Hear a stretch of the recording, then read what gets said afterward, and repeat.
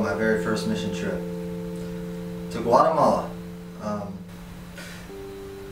Very sweet lady named Nardine Henderson paid my whole way to go on the trip, and I'd never had anybody do something like that for me before.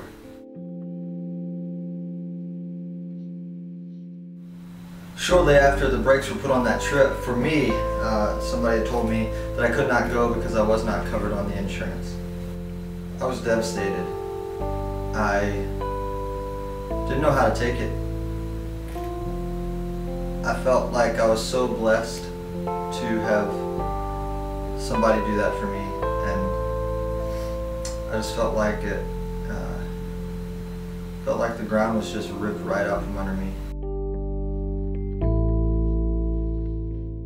Shortly after, one of the groups invited me to go with them to Africa, Uganda. It was a lot more expensive.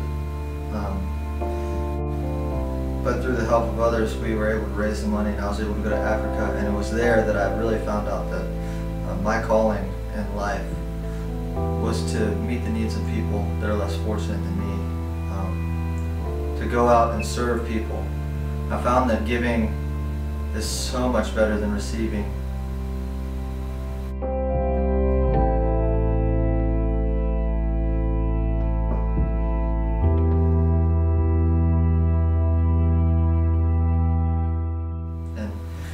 So I just really found that to be my place in life, to go out and aid other people, and to meet and help out my brothers and sisters throughout the world.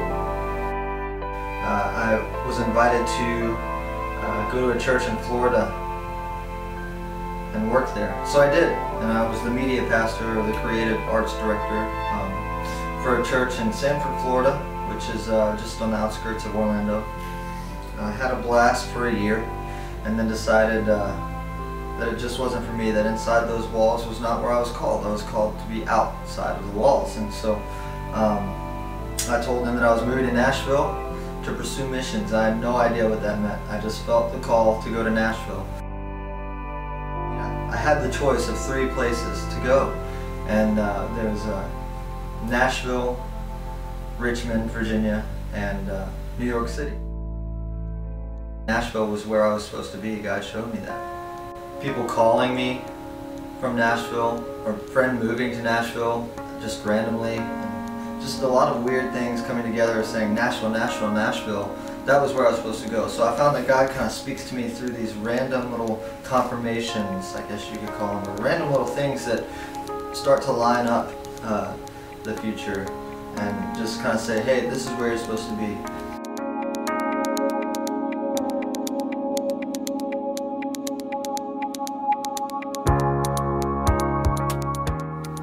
So I told the church, I'm moving to Nashville, I want to do missions.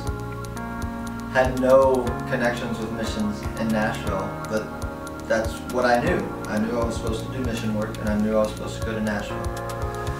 3 months after I moved to Nashville, I was in Attn, Mexico, with a group called Mission Discovery, leading worship. A few years later, the president of Mission Discovery invited me to attend CSA, Christian Spanish Academy, in Antigua, Guatemala. I put it on hold for a year. I really wanted to go and check out the city before I committed to anything like that. I had the pleasure of finally getting to Guatemala this past summer and fell in love with that city. Fell in love with the people. I learned so much Spanish while I was there just for a week.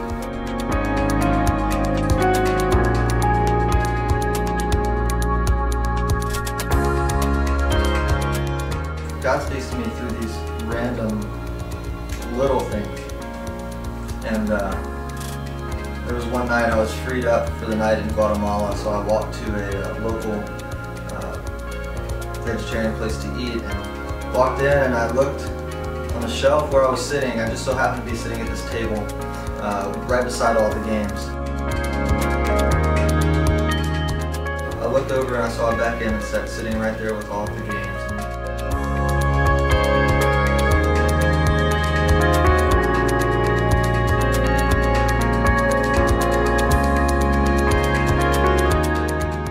It would really mean nothing except that about a year earlier, somebody that I barely knew gave me a backgammon set that looked exactly like this.